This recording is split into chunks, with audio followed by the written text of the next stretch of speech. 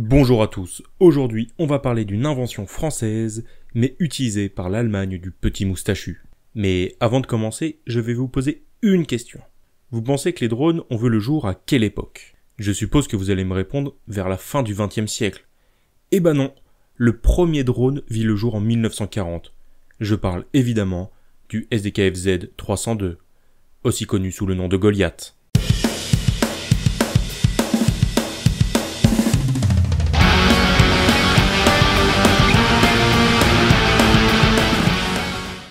La genèse d'un véhicule guidé par fil vient de la Première Guerre mondiale, mais les prototypes n'étaient pas très concluants.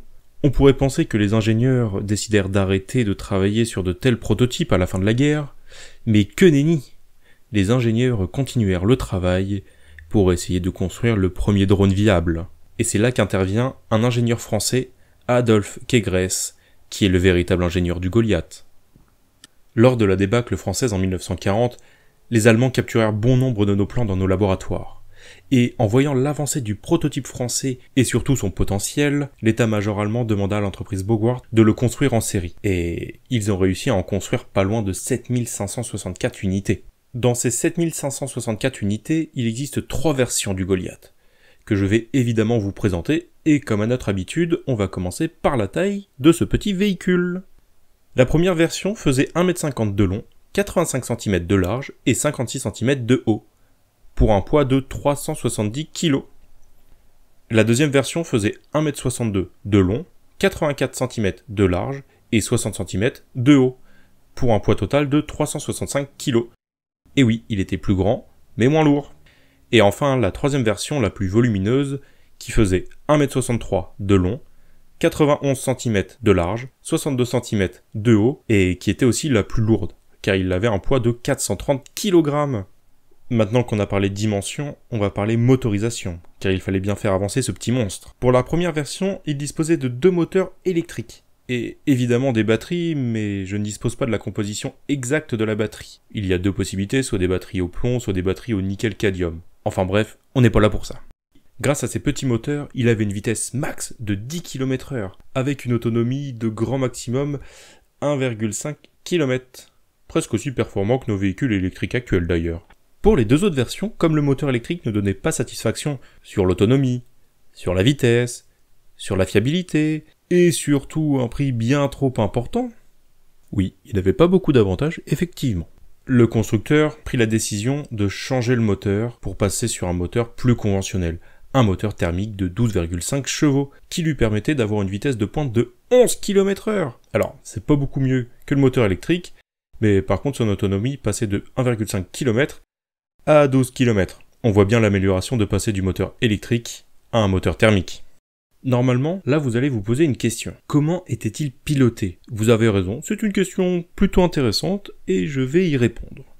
En réalité, la façon est relativement simple. Le pilote de l'engin avait une sorte de joystick pour diriger l'engin. Le boîtier était relié par un câble pour transmettre les informations. Et dans le Goliath, il y avait un dérouleur de câble d'une longueur max de 650 mètres. Il ne pouvait pas s'éloigner à plus de 650 mètres de son pilote. Il y avait un petit inconvénient à utiliser une transmission par fil. Le problème, c'est le fil en lui-même. Car s'il est coupé, plus d'informations pour le petit Goliath. Et il s'agit juste d'une boîte de conserve, plutôt problématique sur un champ de bataille. Les Allemands vont quand même essayer de trouver une solution vers la fin de la guerre en utilisant une communication par ondes. Cependant, les Alliés réussirent à brouiller ces ondes, et au final, les Goliaths sans fil étaient encore moins performants. Parlons maintenant du blindage. Et là, il était tellement blindé qu'il s'agissait d'une vraie forteresse. Non. En réalité, les premières versions avaient seulement 5 mm de blindage, et la deuxième version montait à 10 mm de blindage. Donc il résistait aux armes de petit calibre, et encore, mais le moindre canon anti-char, même primitif, pouvait le mettre hors d'état de nuire. Concernant l'armement, il est relativement simpliste. En fait, il a juste de l'explosif dans le corps. On va enfin parler de son utilisation. Pour faire simple, il s'agit d'une bombe roulante qui devait s'approcher de cibles blindées ou fortifiées et exploser. Évidemment plutôt embêtant pour le réutiliser, mais c'est son rôle. Revenons donc à l'armement. La première version avait 60 kg d'explosifs, la deuxième version 75 et la dernière version avait 100 kg d'explosifs. Ce qui est suffisant pour faire sauter pas mal de choses sur le champ de bataille, que ça soit blindé ou pas d'ailleurs.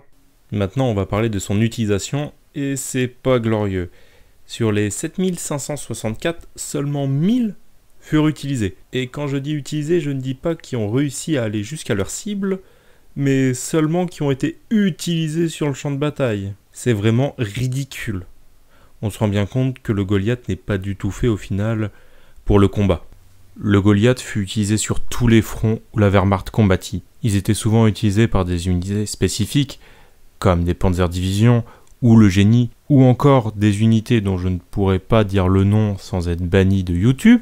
Si on peut prendre quelques faits marquants de l'utilisation des Goliaths, c'est lors de la bataille de Kursk, où ils furent utilisés non pas pour exploser des zones fortifiées ou bien des zones blindées, mais plutôt pour laisser un passage dans des champs de mines. Il fut aussi utilisé lors de l'insurrection de Varsovie, et on en retrouvera même quelques-uns sur les plages du débarquement, où ils ne servirent à rien car ils étaient dans des conditions tellement désastreuses qu'ils ne fonctionnaient déjà plus.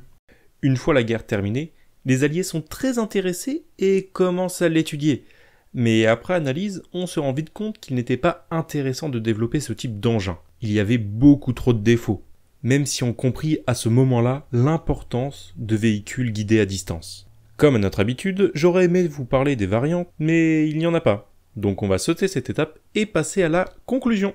Le Goliath, bien qu'intéressant sur le papier, dans la pratique était vraiment mauvais.